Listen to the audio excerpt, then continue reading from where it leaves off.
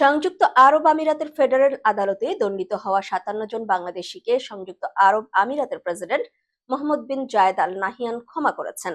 শীঘ্রই তাদের দেশে ফেরত পাঠানো হবে। আজ মঙ্গলবার দেশের বিভিন্ন পত্রিকার সম্পাদকদের সঙ্গে বৈঠকে এসব তথ্য জানান অন্তর্বর্তীকালীন সরকারের প্রধান উপদেষ্টা ডক্টর মোহাম্মদ ইউনূস। রাষ্ট্রীয় অতিথি ভবন যমুনায় বেলা 11:30টায় এই বৈঠকে যোগ দিয়েছেন দৈনিক প্রথম আলোর সম্পাদক Motiur Rahman, daily new age সম্পাদক নুরুল কবির, সম্পাদক পরিষদের সাধারণ সম্পাদক দাওয়ান হানিফ মাহমুদ, যুগান্তরের সম্পাদক সাইফুল আলম, কালবেলার সম্পাদক সন্তোষ শর্মা সহ বিভিন্ন পত্রিকার সম্পাদকরা। বাংলাদেশের কোটা সংস্কার আন্দোলনে সমর্থন জানিয়ে সংযুক্ত আরব আমিরাতে বিক্ষোভ করায় গত 23শে জুলাই ৫৭ বাংলাদেশিকে বিভিন্ন মেয়াদে কারাদণ্ড দেন দেশটির আদালত।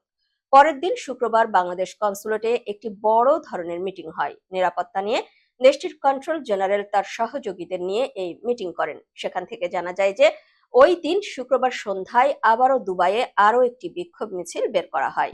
এই মিছিল থেকে দেশটির সরকার এ ধরনের কার্যক্রমকে বড় ধরনের ঝুঁকি হিসেবে বিবেচনায় নিয়ে এই বিষয়ে আইনানুগ ব্যবস্থা গ্রহণ করে এবং গ্রেফতার শুরু করে।